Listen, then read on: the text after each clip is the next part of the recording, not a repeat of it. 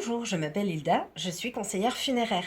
Il y a quelques mois, nous évoquions ensemble la question de la consolation d'un proche endeuillé et aujourd'hui, nous allons parler de la présentation des condoléances parce que ça n'est pas exactement la même chose. Les condoléances sont généralement présentées quand le défunt ou sa famille ne font pas partie de notre premier cercle, c'est-à-dire de notre famille ou de nos très bons amis. Il s'agit donc en fait d'une forme de politesse qu'il faut adapter justement à son degré de proximité en tant que collègue, voisin ou simple connaissance. Les mœurs ont changé, les moyens de communication aussi, on est donc parfois un peu perdu. Ce n'est pas facile non plus de trouver les bons mots, surtout quand le décès a eu lieu dans des circonstances particulières. Alors dans un premier temps, informez-vous pour ne pas commettre d'impair. Certaines personnes ne souhaitent pas recevoir de fleurs ou de plaques lors des obsèques par exemple. Un avis dans la presse contient généralement ces précisions que vous pourrez aussi également demander aux pompes funèbres qui organisent l'hommage. Elles pourront également vous dire s'il est possible de rendre visite aux défunts et si les obsèques sont ouvertes à tous ou réservées à l'entourage proche. Vous pouvez prendre un petit peu de temps afin de présenter des condoléances écrites. Cela permet plusieurs choses.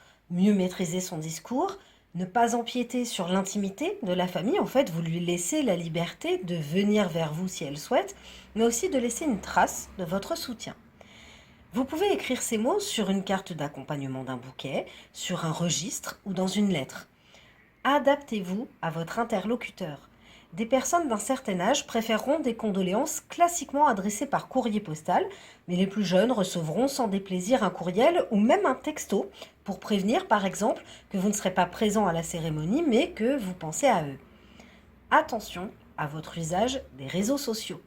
Préférez les messages privés sobres, sans émoticônes, c'est-à-dire sans smiley, plutôt que les réactions à une publication qui sont publiques, moins privilégiées, moins engageantes.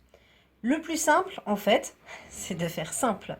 Dire que l'on est touché, disposé à aider si besoin, disponible et surtout, ne cherchez pas à consoler à tout prix parce que ça peut conduire à faire des maladresses, à dire des phrases qui ont l'air passe-partout mais qui en fait ne le sont pas, comme je sais ce que vous ressentez ou il ou elle est mieux maintenant.